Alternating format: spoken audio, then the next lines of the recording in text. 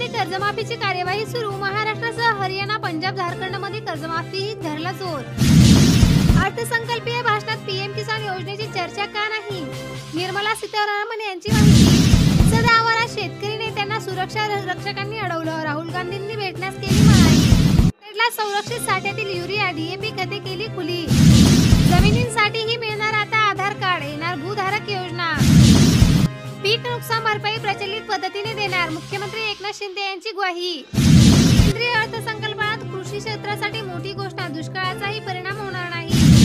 47 कोटी 47 लाख रुपयांचे नवीन पीक कर्ज. दुकानासाठी मोठी बातमी. आता मिळणार 20 लाख रुपयांची मुद्रा कर्ज. अर्थसंकल्पात सीतारामन यांची मोठी घोषणा.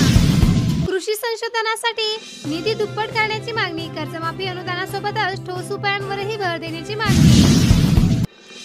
सरकारने खत अन्न अनुदान केली कपात. शेतीसाठी घोषणांचा पाऊस करताना त्यासाठी निधी खूपच कमी दिला.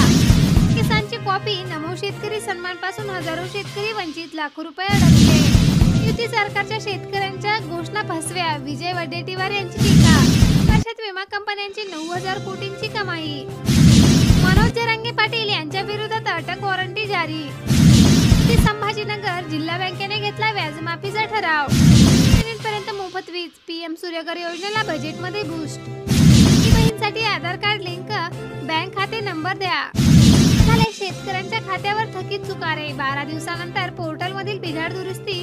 आणि एनईएमएल पोर्टलमध्ये बिघाड झाल्याने गेल्या 12 दिवसांपासून शेतकऱ्यांचे 65 कोटी रुपयांचे चुकारे थकले होते.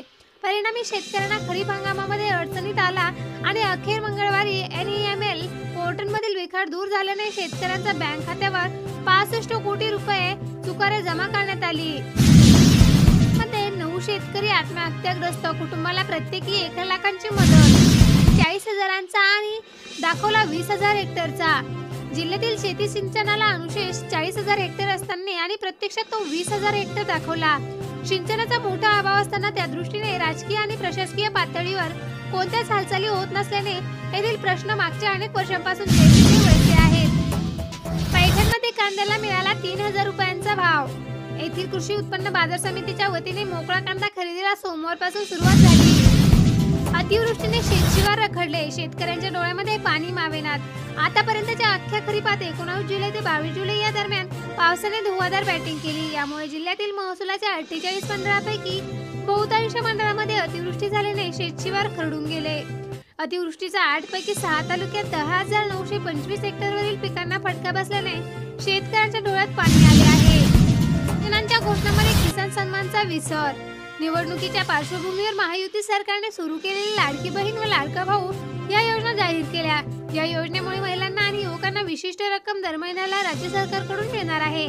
आता गेल्या 4 महिने झाले आहे आणि राज्यातील शेतकऱ्यांना नमो शेतकरी महासन्मान योजनेचे पैसे आतापर्यंत जमा झालेले नाही. यामुळे शेतकरी वर्गातून संताप व्यक्त केला जात आहे. यातील 2,858 गावात यंदा डिजिटल क्रॉप सर्व्हे ई पीक पाहणी 1 ऑगस्ट ते 15 ऑगस्ट आणि सप्टेंबर दरम्यान त्या ॲपद्वारे प्रक्रिया सुरू. बांध टाकल्याने शेती पिकांचे मोठ्या प्रमाणात नुकसान. वडगा ते मावळणी मार्गावर असलेल्या नाल्यात जिल्हा परिषद बांधकाम आणि विभागाने रपटा बांधला. त्या रपट्याच्या काही अंतरावरच त्यापेक्षाही उंच असा बांध टाकला. हा बांध विशाल चांदोरे या शेतकऱ्यांनी दगड टाकून केला आहे आणि त्यामुळे पुराचे पाणी अडकून इतर शेतकऱ्यांना त्याचा खूप मोठ्या प्रमाणात त्रास होत आहे. रुपयात पीक विमा 3.5 लाख शेतकऱ्यांनी घेतला आहे याचा लाभ.